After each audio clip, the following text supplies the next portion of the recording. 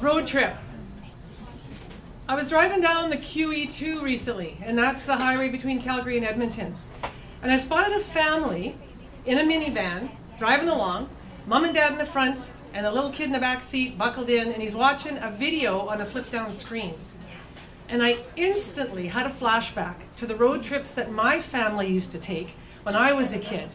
And they were slightly different. Our vehicle of choice was an Oldsmobile Vista Cruiser station wagon. The minivan of its time. Long and sleek, white with wood grain paneling, genuine supple, all Moroccan vinyl upholstery. And we had electric windows. That was supposed to make up for the fact that we didn't have air conditioning, because that was a perk that we couldn't afford. But it was still pretty sweet, electric windows.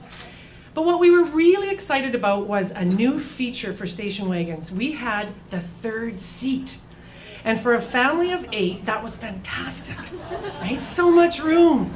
We had mom and dad in the front, and then the middle seat had my older sister and 2 big brothers and the family dog.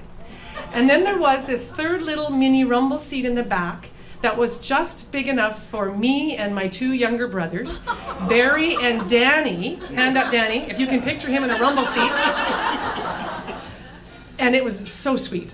Now, every summer we went on a holiday to our cabin at a lake, which was a day's drive. And Dad had to pack that car with military precision, because it was the only way he was going to fit everything in. So 8 people, 8 people's luggage, cabin stuff, cabin groceries, cabin tools. He filled every nook and cranny of that car, and the roof rack was filled to bursting. So by the time he finished packing that sucker, there was about 2 inches clearance between the bottom of the car and the roadway. So Dad, when he was done, he would yell, "Let's go, time to hit the road." And my dad was an ex-trucker, so he liked to keep a tight schedule.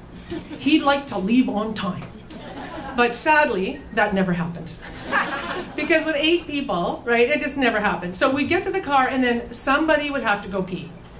And then we'd all have to go pee. So Dad's not happy, because we're already an hour behind schedule. Off we go. We get back to the car. Now we're an hour and a half behind schedule. Dad's at the wheel. He's looking kind of tense. His shoulders got that hunch. And Mom's sitting beside him, and she's already working on her first headache of the day. But we all pile in, cram in, shut the doors, forget about seatbelts. Nobody wore seatbelts, right? And we are off, looking like a cross between the Beverly Hillbillies and the Griswolds. So we're driving south in the direction of civilization on the Alaska Highway. Now, if you don't know about the Alaska Highway, I'll give you a quick primer. So the Alaska Highway was a military route built by the American Army during World War II. And it cuts across the northeast corner of British Columbia through the northern Rocky Mountains and the wilderness. It angles through the lower Yukon, and it eventually connects to Fairbanks, Alaska. Now, back in the 70s, this road was still pretty awful. It was gravel and narrow, no shoulders, twisting and winding up over mountains, down through muskeg, really, really bumpy, full of potholes. And if you managed to miss a pothole, then you were sure to hit one of those huge rocks in the road that would take out your muffler or your gas tank. But worse than any of that, above all, was the choking dust, which you could not escape. So picture yourself trapped in a car for a day with 7 other hot, sweaty bodies crammed together, no personal space, no air, and you couldn't open those fancy electric windows because it would let in the dust. So 2 words: car sick. We were always getting car sick, but my brother Barry was the worst. So Barry's in the back seat with Danny and me in the little rumble seat, and the back of those station wagons, they would fishtail around those gravel curves, and Barry would start to look kind of clammy and pale. And then he'd start to turn kind of a funny shade of green. And then he'd get even greener. And finally from the back, he'd call out, he'd go, Dad, I don't feel so I don't know why it is with kids. They can never tell you they're going to be sick until it's spewing out of them, right? So let me tell you, the only thing worse than hot choking dust is the smell of warm vomit. Oh yeah, fun times. So there we are in the station wagon, and we're going down the road for hours. And you know, the thing about the Alaska Highway is it just goes on and on and on. So we're getting bored, right? We're getting crabby, we're getting grumpy. You know, we're starting to mess with whoever's sitting next to you, right? We're not happy. And so you pick a fight. Now, my neighbor refers to these, she has kids, she calls them the touching breathing fights. And if you're a parent, you know what I mean, right? It's a, Mom, he's breathing on me. Mom, she's touching me.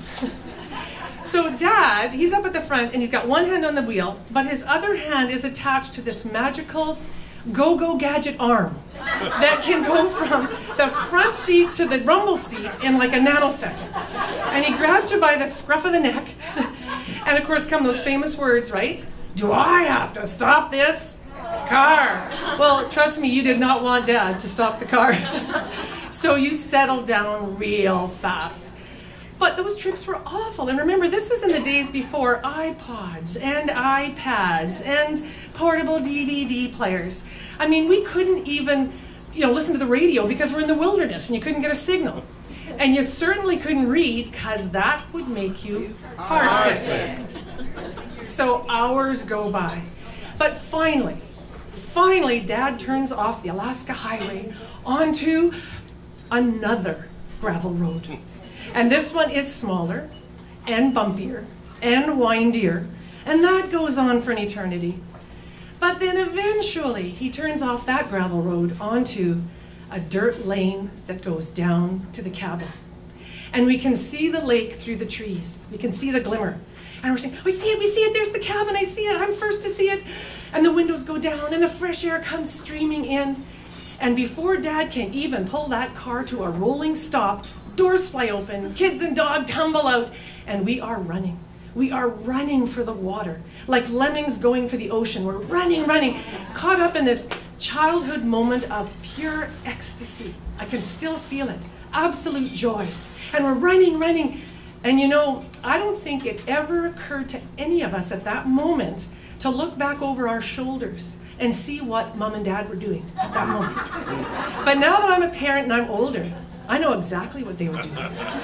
Because while we were running for the water, Mom and Dad were back at the car, rummaging through those boxes of cabin groceries, looking for the big bottle of Irish whiskey and the Tylenol.